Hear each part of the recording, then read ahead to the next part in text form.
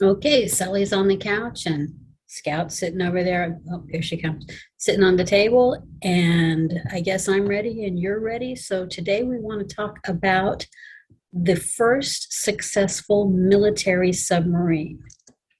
Thank you, Scout.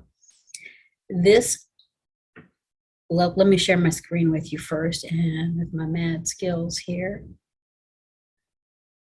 There we are.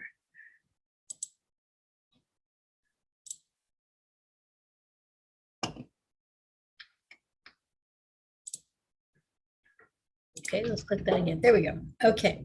Now, oddly enough, the first successful submarine was actually built, well, the first submarine that was used for military purposes was actually built in 1776 by a man named David Bushnell. It was called the Turtle, and it was a one-man submarine that was supposed to go up and stick an explosive device on an enemy ship and then went away really fast, and then the ship would blow up. It was never successful. It was never able to actually get to the ship and stick anything to it. It didn't sink or anything, but it never sank any of the British ships. And eventually, I think they tried 3 or 4 different times, and eventually it had to be carried around on an American ship, and that ship was sunk and it was lost. But it was never successful in its goal of sinking a ship. So the Civil War begins in 1861, and Union forces pretty quickly established what's called a blockade, which is like a ring around the major port cities of the South, to keep them from being able to send ships out to England and to Europe to sell cotton to make money and to be able to buy materials for the war, weapons, that sort of thing, ammunition, and bring it back to the Confederacy. Because remember, at this point, there are no factories in the South that make weapons or anything that's useful. Basically, the South just grows cotton. They have very little industry at all in the South. It's amazing how little they developed industry. They just developed the cotton economy, basically. So if this North can keep them from getting to be able to sell their cotton, they think they can basically starve them to death. This is the beginning of kind of a siege that they hope will bring the South back into the Union by pretty much starving them. So the South is desperate for a way to get this blockade moved, get it out of the way so that they can continue to sell their cotton and maybe be able to win money, make money and get weapons and maybe win the war. So the Hunley is built by a private company. It was named for its main investor. It was built at Mobile, Alabama. It was constructed from rolled iron boilerplate and made with cast iron fittings. So it was immensely heavy. It was shipped by railroad to Charleston, South Carolina in 1863. And this is Mr. Hunley, H.L. Hunley here. He's the one that financed it, and it was named for. It was less than 40 feet long, about 12 meters in metric. It could hold up to 9 men, and it was propelled by the crew cranking a single propeller. Do you see this long thing right here? That's where the guys would sit, and that's where they would crank this thing. And back here, this is where the propeller would be. There you can see the guys in it. And this is the one that's the commander, and he controls the steering and the depth because he's up there looking at it. And then this is what it looks like, from the outside view. James McClintock and Gus Whitney arrive in Charleston with the Hunley.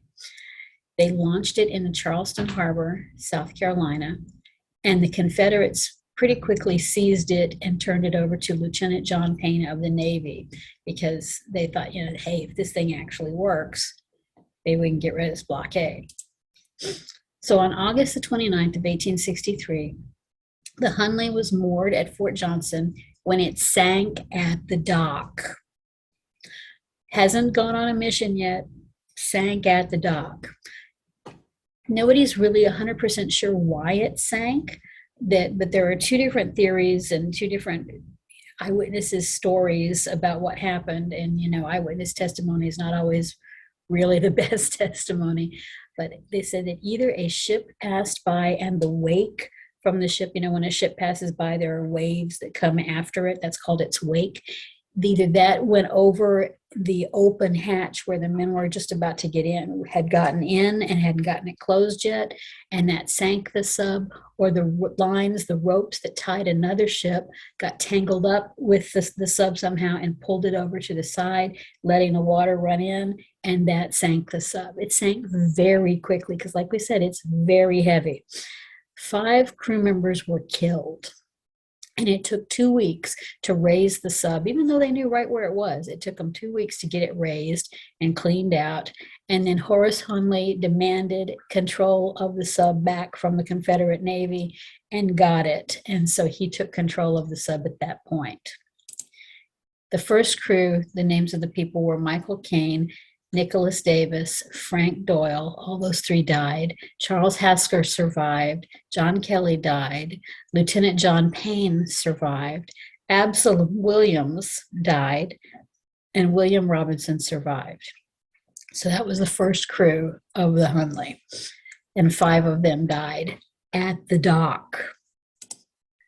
On October 15th, 1863, Horace Hunley scheduled a demonstration. He told everybody, y'all come watch, it's going to be cool.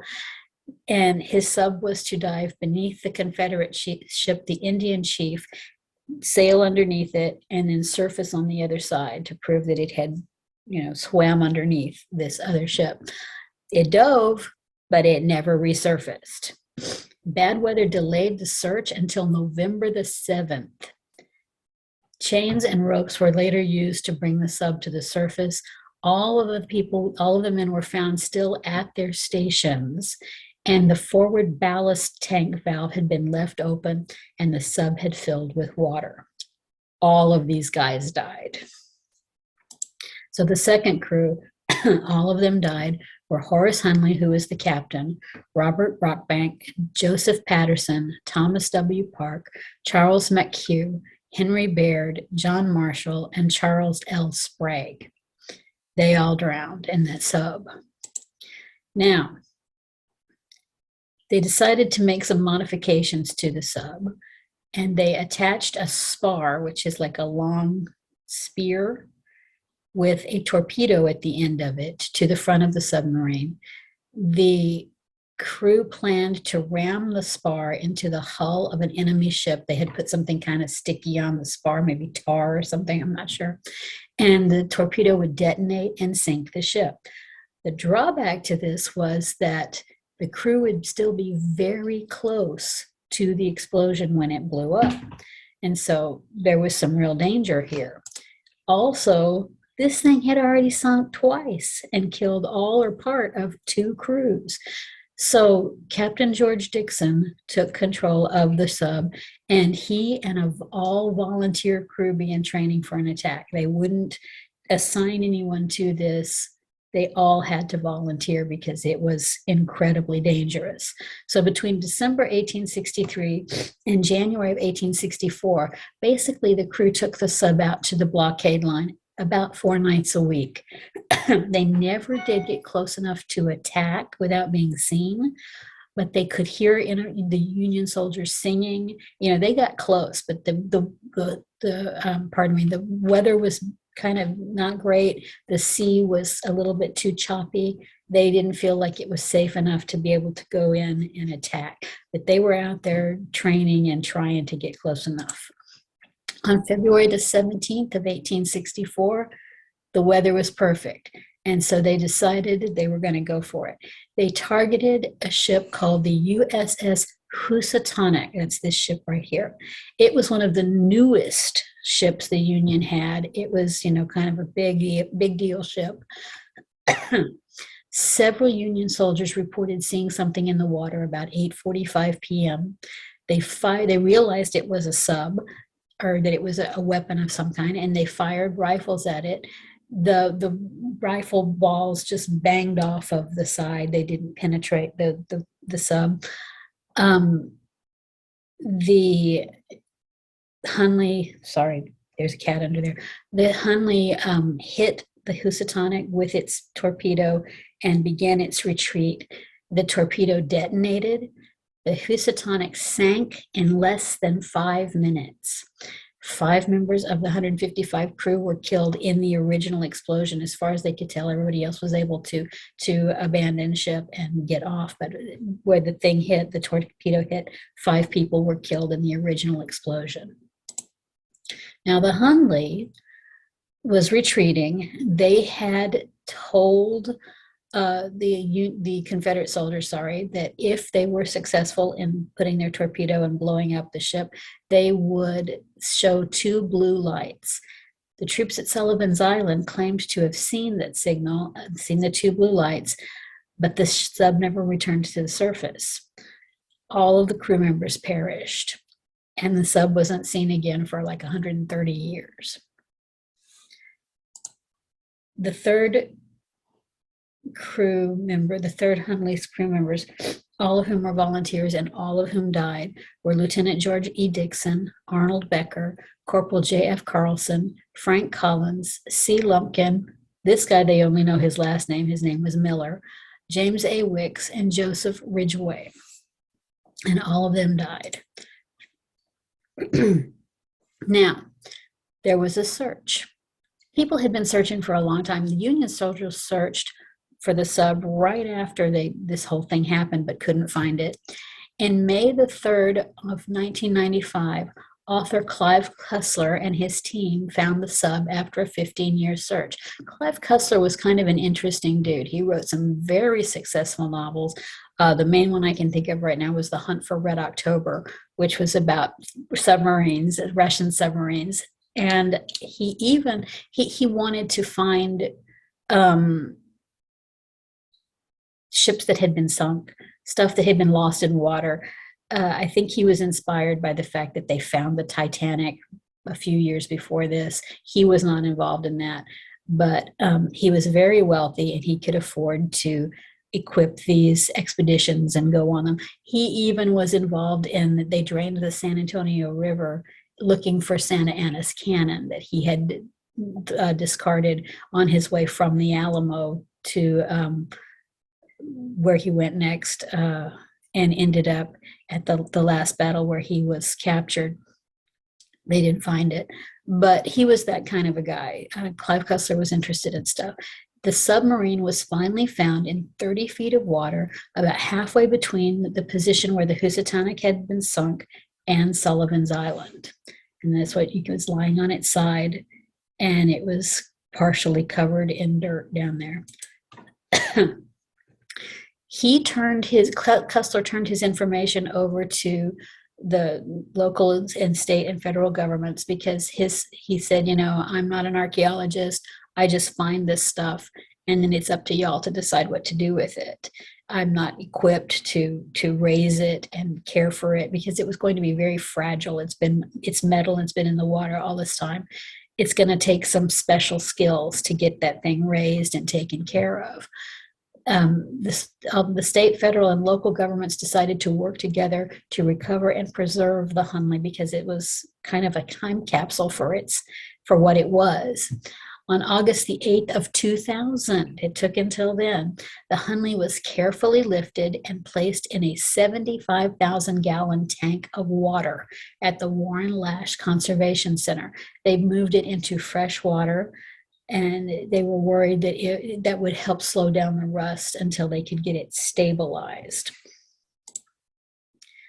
On April the 17th of 2004, the crew of the Hunley was buried with military honors. And you can see it was like Confederate reenactors that came and saluted and everything in the period costume that they would have, or the uniform that they would have worn then. All 7 men were found at their stations, and they were all buried with military honors. How did they die? What happened to them? All of them were found, as I said, at their posts.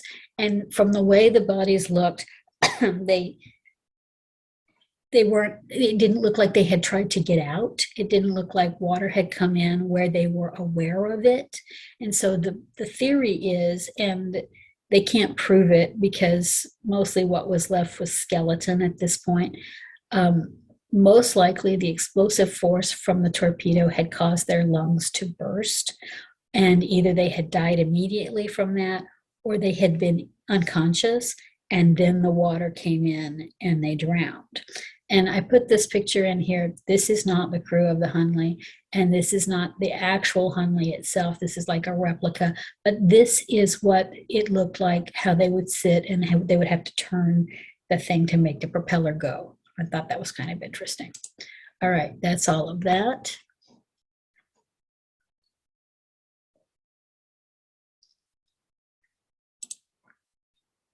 So the Hunley was kind of an interesting thing. It is, you can go to the Conservation Center and see it actually still. They're still working on preserving it because, you know, it's still fairly fragile at this point. That's all I have for you. If you enjoyed this story, please like, subscribe, share, do all of those things to help get more people to see this. Make comments. Tell me what you thought. Tell me what you'd like to hear about next. That's all I have for you this time. Thank you for watching. I'll see you next time. All right, Sully, I think we're done.